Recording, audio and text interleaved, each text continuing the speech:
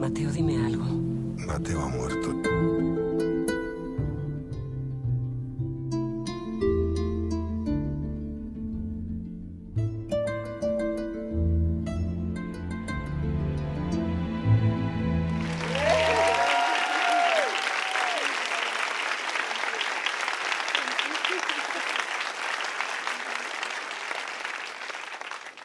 Well, if you've just seen Broken Embraces, you've just seen a really terrific film, another fantastic performance, another great collaboration. So talk to us a little bit about Lena, the character that you have in Broken Embraces. I felt very lucky that I could have Pedro with me for a couple of months rehearsing with all of us, with the whole cast.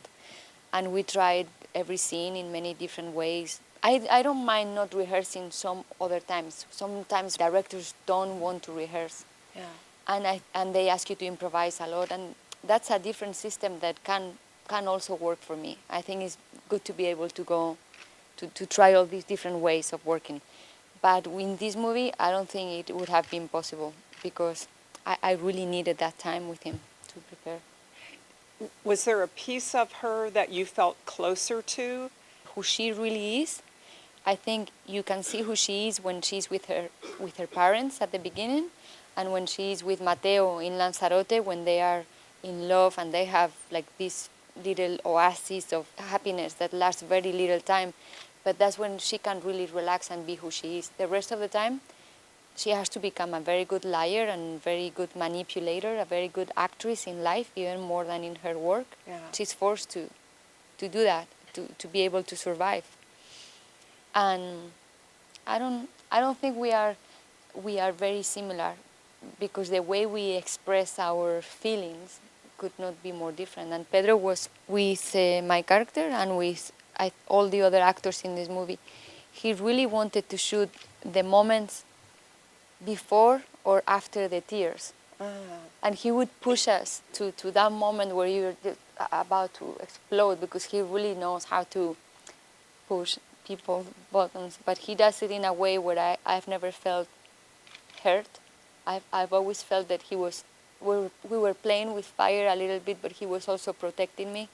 It is a very interesting adventure, to be there in his hands, and also to see how he does that with the other actors. And it's a very particular way of working. Some people might not adapt to that, but for me, it has been great every time, because I really trust him, and I have felt that he was, at the same time that he was being very picky and tough and very specific, he was also protecting me. I've always felt like that. What was it like winning the Oscar? I mean, take us through a little bit, if you will. You're sitting there, your name is called.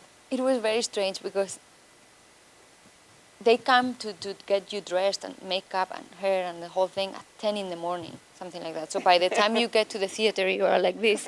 And you are 2 hours in the car because there is so much traffic. I think it's hard to understand it if you haven't gone through the experience, because it's so stressful and fun and such an amazing experience.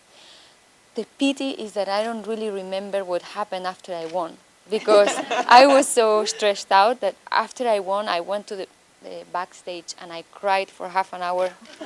And then the rest of the night I spent it like that. I was like a total zombie. And I only remember strange things like Jack Nicholson coming out of a dark corner and taking the Oscar and dancing with it. And it was really like if I was on some strange drug. It was a very, very strange night, but beautiful. I will remember it that way for the rest of my life. Thank you so much for spending some time with us. And thank you very much. And telling us everything about you. Thank you. Penelope Thank you very Cruz. much.